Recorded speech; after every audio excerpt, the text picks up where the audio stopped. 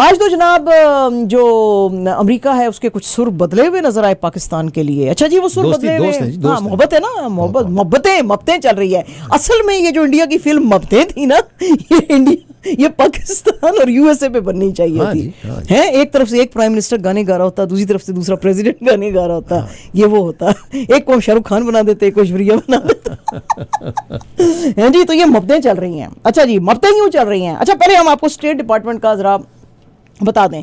State department के जो spokes person है वेदांत पाटिल साहब, उन्होंने कहा जी कि पाकिस्तान एक सॉवरेन स्टेट है और अगर वो रशिया से क्रूड ऑयल लेना चाहती है तो वो ले सकती है। और हमने तो $60 पर बैरल का जो कैप रखा हुआ है वो इसलिए वैसे अदरवाइज रखा हुआ है कि रशिया को यूक्रेन के खिलाफ जो वॉर है उसमें ज्यादा फायदा ना हो जाए। हालांकि इंटरनेशनल मार्केट में ऑयल की प्राइसेस बेतहाशा ऊपर चली गई हैं, लेकिन हम कहते हैं कि क्रूड ऑयल की प्राइस $60 पर बैरल रखी जाए ताकि ये ज्यादा फायदा ना इसको हो सके, रशिया को ज्यादा इसके पास इतना पैसा ना आ जाए कि ये वॉर को प्रोलॉन्ग कर ले।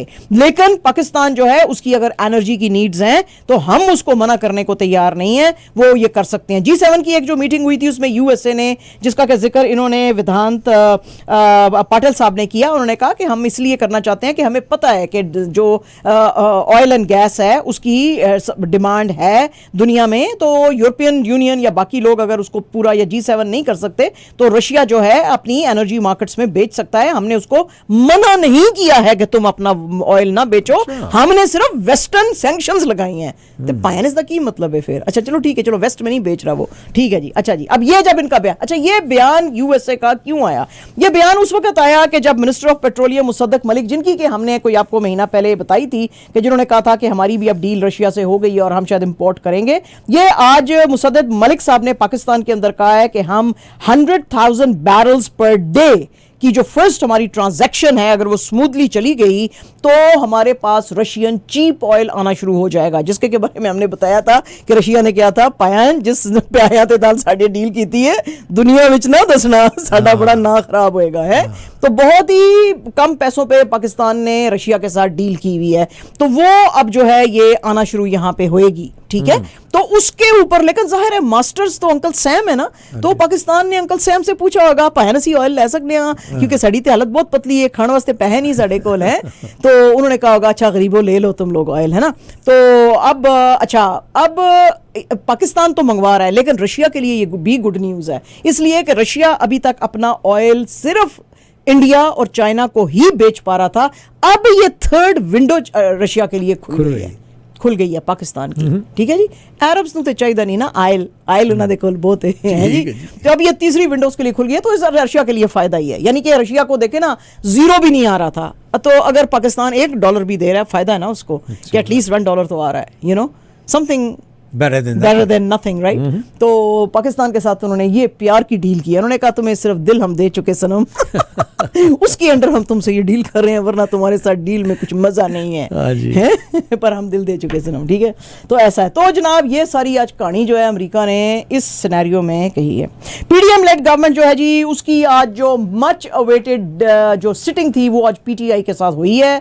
और यहाँ पे जो है मीटिंग वही थी कि जी पोल डेट जो है वो उसको डिसाइड करना था, क्योंकि एससी जो है यानी कि सुप्रीम कोर्ट के ऑर्डर्स के बाद भी कुछ नहीं हो रहा है। तो ये जो मीटिंग थी, वैसे बाय द वे दूसरी मीटिंग कल है, लेकिन आज की जो मीटिंग थी उसमें फॉरेन जो फाइनेंस मिनिस्टर इसाक डार, पीपीपी के सेनेटर यूसुफ रजा गिलानी, रेलवे मिनिस्टर ख्वाजा साद रफीक और कॉमर्स मिनिस्टर नवीद कमर थे। और अपोजिशन की तरफ से शाह महमूद कुरैशी, फवाद हुसैन और जो लीगल एक्सपर्ट हैं बैरिस्टर अली जफर, ये लोग यहाँ पे थे। और इन्होंने कहा कि जी इमरान खान साहब का स्टांस ये है कि आपको फॉरन जो है कंडक्ट करने चाहिए पोल्स।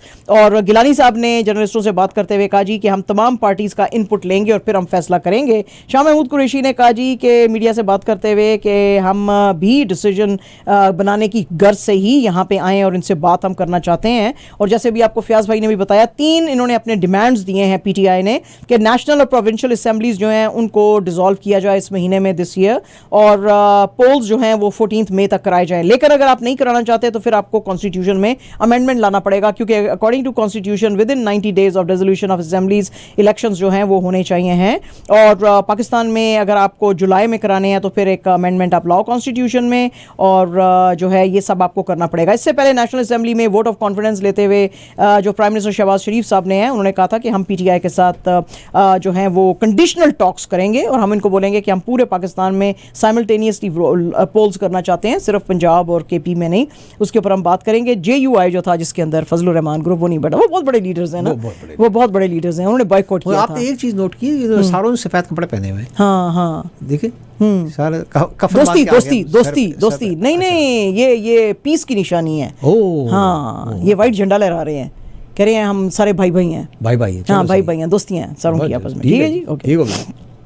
अच्छा जनाब, आज कराची एक्सप्रेस में जो कि कराची से लाहौर जा रही थी, उसके अंदर बड़ी मैसिव आग लगी है और उस मैसिव आग के बारे में कहा जा रहा है कि ये शॉर्ट सर्किट इसमें हुआ था, लेकिन उस शॉर्ट सर्किट की वजह से वो जो बोगी थी जिसमें कि ये आग लगी, उसमें 10 पैसेंजर्स जो थे वो जल के उनकी डेथ हो गई, जिसमें 3 बच्चे भी थे। और ये जो थी, ये वाक़या हुआ टंडो मस्ती खान के पास, सिंध का जो खैरपुर डिस्ट्रिक्ट है उसमें। और रेलवे के मिनिस्टर ख्वाजा साद रफ़ीक ने कहा है कि फ़ौरन पे एक इंक्वायरी बिठाई जाए। इससे पहले भी आपको पता है कि जून 2021 में यहाँ पे मिल्लत एक्सप्रेस जो थी वो उसमें वो लगा था, जो थे इसी तरह वो डिरेल हुई थी और उसमें बहुत सारे लोगों की 50 पैसेंजर्स की डेथ हुई थी, 100 के करीब जो थे वो इंजर हुए थे। और जो है इसी तरह और भी बहुत सारी जो है डिरेल भी होती रहती हैं और हिट भी एक दूसरे को करती हैं।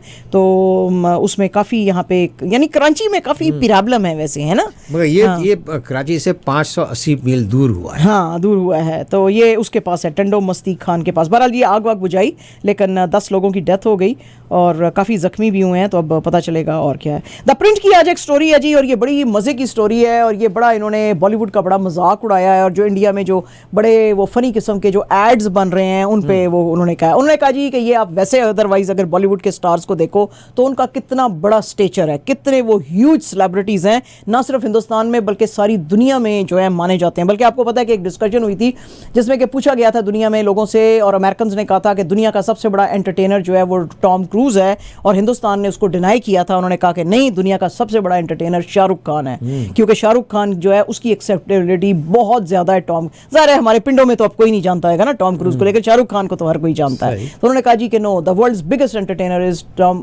शाहरुख खान। तो अब उन्होंने कहा जी कि अगर ये इतने बड़े एंटरटेनर्स हैं तो इन सब को चड्डी और बनियान के एड्स में आने की क्या जरूरत है।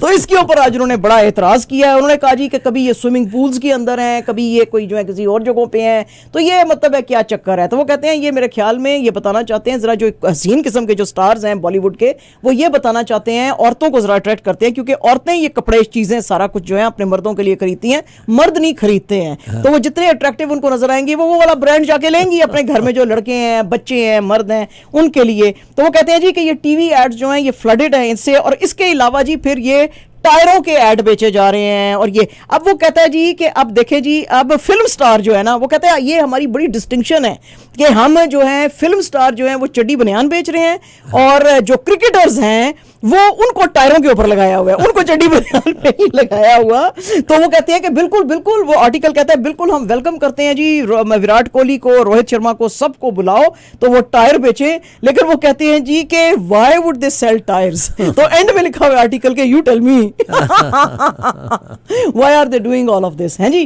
तो ये जनाब जो हैं बड़ी खतरे में नाक बातें हैं वैसे अदरवाइज कि भाई आप इतने बड़े, अब देखो ना भाई, उन्होंने भी तो किसी चीज को एंडोर्स करना है ना। हाँ जी। तो अब कोई जो उनको अच्छे पैसे देगा, वो तो प्रोफेशनल्स हैं, उनको जो पैसे देगा वो उसके लिए करेंगे, ठीक है। अच्छा जनाब, द क्राउन जो है उसका 6th एंड फाइनल सीजन, जो नेटफ्लिक्स की बड़ी जबरदस्त ये सीरीज है, उसका 6th एंड फाइनल जो सीजन है वो अब आ रहा है। और इसके अंदर देखा जा रहा है कि उन्होंने दिखाया है प्रिंस विलियम और केट मिडल्टन का प्यार इसके अंदर दिखाया है। तो लोग जो है बड़ा वाव वाव कर रहे थे, क्योंकि इसके अंदर जो उन्होंने प्रिंस विलियम और केट का जो रोल जिन लोगों को दिया है, एड मैकवी और मैग बेलमी को, वो कहते हैं जी ये दोनों बिल्कुल प्रिंस विलियम और केट मिडल्टन लग रहे हैं। और पिक्चर्स जो आई हैं उसमें एक में उन्होंने हाथ होल्ड किए हुए हैं, स्माइल कर रहे हैं, दूसरे में जो है एक क्लासरूम में बैठे हुए हैं। और ये सारी स्कॉटलैंड की लोकेशन बताई जा रही है, जिसमें बिहाइंड द सीन्स भी आप कुछ चीज़ें देख सकते हैं। तो फैंस कह रहे हैं वाओ ये बिल्कुल वैसे लग रहे हैं और हम इसका इंतजार कर रहे हैं। शाहरुख खान और तापसी पन्नू की जो अपकमिंग फिल्म है दुनकी, उसकी जो है जो शूटिंग चल रही थी कश्मीर में, वो रैप अप की है। ये फिल्म जो है बना रहे हैं हैं राजकुमार हिरानी, और शाहरुख खान जो हैं वो तेजवस ग्लेशियर के पास देखेंगे जो कि 10,000 फीट अबव सी लेवल है। खान साहब को यहाँ पे एक तैयारे में बिठा के लाया गया था और सोमा मर्ग का जो रिजॉर्ट है उसमें बड़े टाइट सिक्योरिटी में उनको लाए थे यहाँ पे। और ये जो हैं अब खान साहब ने विजिट किया है कश्मीर को 11 साल के बाद। पहले इन्होंने यश चोपड़ा की जो फिल्म जब तक है जहां जो की थी उसके अंदर ये आए थे, 2012 की जो फिल्म थी, और अब ये 11 साल के बाद आए हैं। तो यहाँ पे जो सोनामर्ग के जो मेडोज हैं उसमें देखा जा रहा है कि शाहरुख खान और तापसी पन्नू रोमांस कर रहे हैं। भाई way to go for Taapsee Pannu, मतलब बड़ी आम सी एक्ट्रेस है और किंग खान के साथ काम कर रही है। वाह क्या बात है भाई, बड़े तेरे कनेक्शन है भाई, सही सही चल रही है। और जनाब आज तो बड़ा ही जो है मैन सिटी और आर्सेनल के बीच में जो बड़ी टाइटल की जंग चल रही थी उसमें जी केविन ब्रुइन जो हैं उन्होंने जनाब डबल जो किए स्कोर किए, उसकी वजह से मैन सिटी ने बीट किया आर्सेनल को 4-1 से और प्रीमियर लीग का टाइटल जीता। ये थर्ड लीग टाइटल जो है अब उनको नजर आ रहा है कि जो इनके मैनेजर हैं खासतौर पे पेप गार्डियोला, उनको लग रहा है कि हम अब जीत सकेंगे क्योंकि लड़के जो हैं वो बड़ा अच्छा खेल रहे हैं और जो वो कह रहे हैं कि इसके बाद हम चैंपियंस लीग और एफए कप जो है वो भी जीत सकते हैं, लड़के इतने अच्छे हैं। और शुरू से ही पता चल रहा था कि आर्सेनल कैसे जो है वो खेल रही थी और मैन सिटी जो है वो लग ही रहा था कि इसने ही जीतना है, वो बड़ी फाइटिंग स्पिरिट के साथ खेल रहे थे। एंड जनाब जो अपकमिंग एशियन चैंपियनशिप ट्रॉफी हो रही है हिंदुस्तान में, तो पाकिस्तान की जो हॉकी फेडरेशन है वो होप करती है कि अगर गवर्नमेंट उसको इजाजत दे देती है तो वो भी हिंदुस्तान में चेन्नई में ये जो इवेंट होने वाला है अगस्त 3 से 12 के बीच में, उसमें पाकिस्तान की टीम जा सकेगी। पाकिस्तान हॉकी फेडरेशन ने कहा है कि हमने गवर्नमेंट को एक एनओसी के लिए कहा है और पीएचएफ के जो सेक्रेटरी हैं हैदर हुसैन, उन्होंने कहा कि हमको ऐसे सारे अपॉर्चुनिटीज़ लेने चाहिए अगर हम चाहते हैं कि हमारे हॉकी के लड़के भी जो हैं वो नेक्स्ट लेवल पे जाएं और अच्छा खेलें। ये जो है 6 नेशन इवेंट हो सकता है अगर पाकिस्तान भी गया। इसके अंदर India, China, south Korea, Japan और मलेशिया जो है वो हिस्सा ले रहे हैं। उन्होंने कहा जी गवर्नमेंट ने तो हमको पैसे दिए हैं लेकिन हॉकी को नेक्स्ट लेवल पे ले जाने के लिए प्राइवेट सेक्टर के पैसे भी बहुत ज़्यादा चाहिए और हम बहुत ज़्यादा डिज़ायरस हैं कि हम इंडिया के खिलाफ खेलें। तो इंडिया को भी और पाकिस्तान को भी गेमें जो हैं वो चलानी चाहिए। पाकिस्तान के लिए अच्छी एक और भी खबर है क्योंकि पाकिस्तान के लड़कों ने JR Jayewardene trophy national amateur golf championship जो है वो भी जीती है। पाकिस्तान के 3 लड़के जिसमें कि एक सलमान जहांगीर था जिसने कि 345 यार्ड का शॉट मार के लॉन्गेस्ट ड्राइव जो है उसने उसने 345 यार्ड्स बहुत लंबा डिस्टेंस कवर किया, उसको प्राइज भी मिला। इसके अलावा पाकिस्तान के उमर इंतसार ने 340 यार्ड्स का जो है वो शॉट मारा और ही फिनिश सेकंड, और कासिम अली खान जो हैं उनका 76 था। लेकिन ऑल टुगेदर इन्होंने हेल्प किया पाकिस्तान को वनडे टीम इवेंट जो है वो 7 स्ट्रोक से जीतने के लिए श्रीलंका के ऊपर।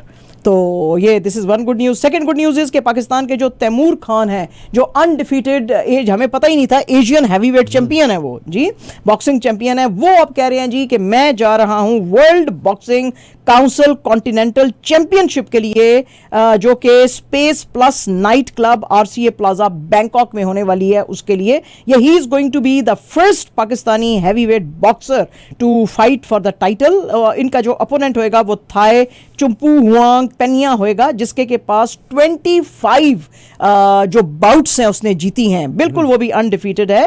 तो तैमूर कह रहा है कि जी इसने लास्ट ईयर भी अपना बड़ा सक्सेसफुली एशियन बॉक्सिंग जो हैवीवेट चैंपियनशिप टाइटल था वो डिफेंड किया था अगेंस्ट थाई बॉक्सर अकेपोब और इवान, और उसके बाद वो कह रहा है कि ये 7 इसने विन्स किए हैं जिसके के अंदर 6 जो थे वो नॉकआउट्स थे। तो वो कह रहा है जी कि अब मैं ये जो इसके अंदर जा रहा हूं तो मैं पूरी कोशिश करूंगा कि मैं जो है ये भी World Boxing Council Continental Championship भी जीत के पाकिस्तान के लिए लाऊं। एंड जनाब absolutely our last news, Pakistan और न्यूजीलैंड का आज पहला ओडी आया था रावलपिंडी के अंदर जो पाकिस्तान ने न्यूजीलैंड को हराया है 5 विकेटों से, और ये ओपनिंग आज का मैच था। टीम जो थी उसने और भी एक फीट हासिल किया है and that is they have one 500th ODI जो है वो मैच, और न्यूजीलैंड ने बनाए थे 288 फॉर 7 जिसमें कि डैरल मिशेल जो था उसने 113 रन बनाए थे, विल यंग ने 86 बनाए थे, हमारा जो मुन्ना है नसीम शाह उसने 2 विकेट्स ली थी वो 29 रन्स।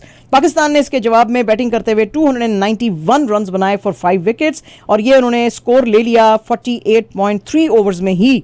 तो इसके अंदर आज फ़खर जमान ने 117 रन बनाए, इमामुल हक ने 60, बाबर आजम ने 49, मोहम्मद रिजवान ने जो है 47 नॉट आउट। 49 रन, 1 रन बाकी था उसके 50 में। Yes yes yes. तो ये जनाब आज की हैं खबरें।